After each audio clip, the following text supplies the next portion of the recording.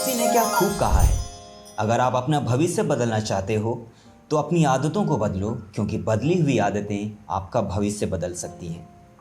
एक बार एक टीचर और एक शिष्य जंगल के रास्ते से कहीं जा रहे थे।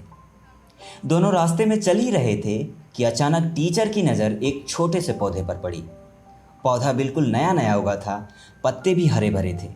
टीचर थोड़ा रुके और उन्होंने अपने शिष्य से कहा, जरा इस पौधे को उखाड़ कर दिखाओ।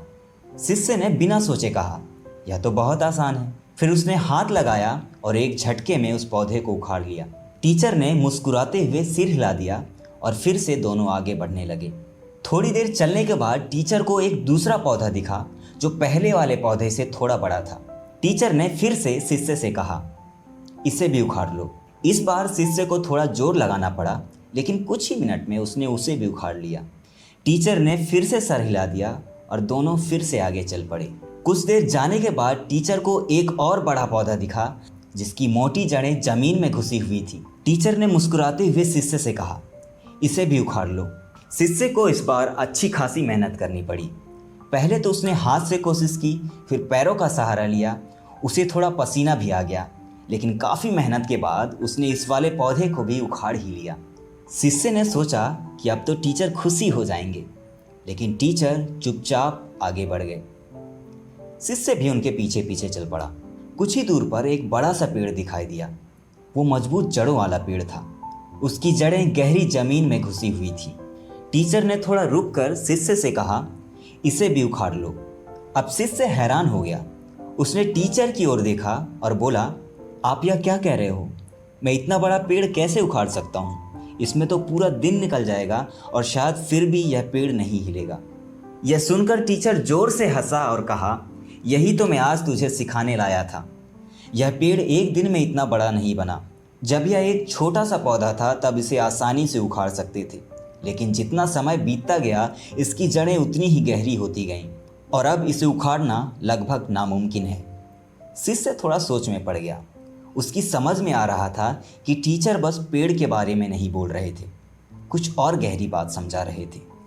टीचर ने अपनी बात को आगे बढ़ाते हुए कहा, इंसानों की बुरी आदतें भी इसी तरह होती हैं। जब आदत नई नई लगती हैं तब उसे छोड़ना आसान होता है, लेकिन अगर उसे समय पर ना रोका गया तो वह एक मजबूत जड़ की तरह इंसान की ज़िंदगी में घुस जाती हैं। फिर चाहे जितनी कोशिश कर लो, उसे छोड़ना मुश्किल हो जाता है। शिष्य ने सर झुका लिया। अब उसकी समझ में आया कि टीचर जंगल में यह सब क्यों करवा रहे थे। टीचर ने फिर से कहा, अगर तेरे अंदर भी कोई बुरी आदत पनप रही है तो उसे अभी ही उखाड़ कर फेंक दे, क्योंकि जितना देर करेगा उतनी ही गहरी होती जाएगी और बाद में उसे छोड़ना तेरे लिए मुश्किल हो जाएगा। दोस्तों, टीचर की यह बात सिर्फ शिष्य के लिए नहीं है, हम सबके लिए एक बड़ी सीख है। हम सबकी ज़िंदगी में भी ऐसे ही कुछ आदतें हैं। शायद पहले तो वह हमें छोटी लगती हैं, जैसे झूठ बोलना, गुस्सा करना या आलस करना, लेकिन अगर इसे समय पर नहीं रोका जाए तो यह एक बड़े पेड़ की तरह हमारी ज़िंदगी में जड़ें बना लेती हैं। फिर चाहे जितनी भी कोशिश कर लो, इससे छुटकारा पाना मुश्किल हो जाता है। इसी प्रकार पवित्र बाइबल हमें भजन संहिता 92 वर्स 12 में सिखाती है, धर्मी लोग खजूर के समान फूले फलेंगे और लबानोन के देवदार के समान बढ़ते रहेंगे। वे यहोवा के भवन में रोपे जाकर हमारे परमेश्वर के आंगनों में फूले फलेंगे।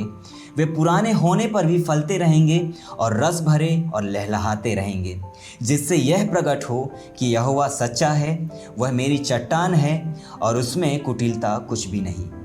तो प्रभु के जीवित कलीसिया में बने रहो।